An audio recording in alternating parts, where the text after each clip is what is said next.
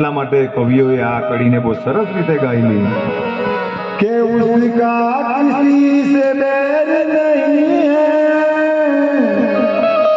उसके लिए कोई घेर नहीं है खैर करे सब बंदों की ये देखो होता